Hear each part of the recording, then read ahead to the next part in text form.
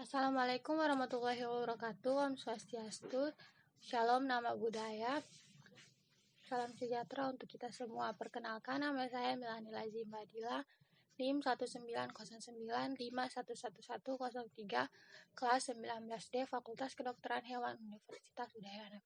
Di sini saya akan memaparkan materi mengenai media pertumbuhan bakteri dan jamur, mata kuliah bakteriologi dan mikologi veteriner.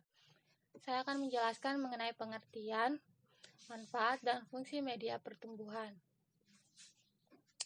Media pertumbuhan mikroorganisme adalah suatu bahan yang terdiri atas campuran nutrisi yang digunakan oleh suatu mikroorganisme untuk tumbuh dan berkembang. Media ini juga berfungsi untuk menumbuhkan, memperbanyak, mengisolasi, dan mengidentifikasi bakteri. Selanjutnya ada komposisi pertumbuhan bakteri dan jamur. Yang pertama ada tingkat keasaman pH. Tingkat keasaman pH berkisar antara 4,6 sampai 7,0, kondisi ini umum untuk bakteri. Sedangkan kapang dan kamir tumbuh pada pH yang lebih rendah. Selanjutnya ada suhu. Berdasarkan kisaran suhu pertumbuhan, mikroba dibedakan atas 3 kelompok, yaitu fisikofil, mesofil, dan termofil. Selanjutnya ada oksigen. Oksigen. Berdasarkan kebutuhan oksigen, mikroba dibedakan menjadi 4 bagian, yaitu yang pertama ada aerob, yang kedua ada anaerob, yang ketiga ada anaerob fakultatif, yang keempat ada mikroaerofil. Selanjutnya media berdasarkan bentuknya. Media berdasarkan bentuknya dibagi menjadi beberapa bagian. Yang pertama ada media semi padat. Media semi padat adalah media yang mengandung agar kurang dari yang seharusnya, yaitu kurang lebih 0,3% sampai 0,4%. Sehingga media ini menjadi kenyal, tidak padat, tidak begitu cair.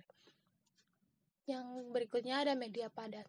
Media padat merupakan media yang mengandung banyak agar atau zat pemadat kurang lebih 15% agar sehingga media ini menjadi padat.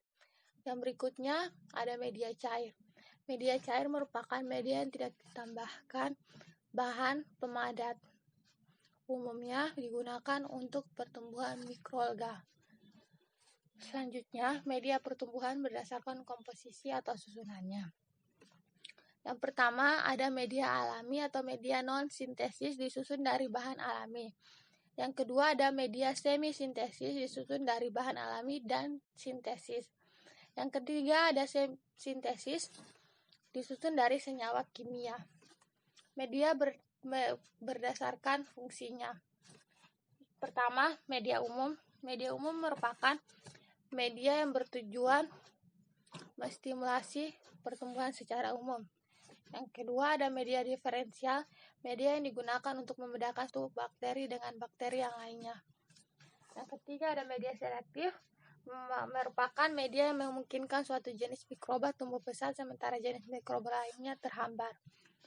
Yang terakhir ada media uji. Media uji merupakan media yang digunakan untuk identifikasi mikroba. Mungkin itu saja penjelasan singkat dari saya mengenai media pertumbuhan bakteri dan jamur.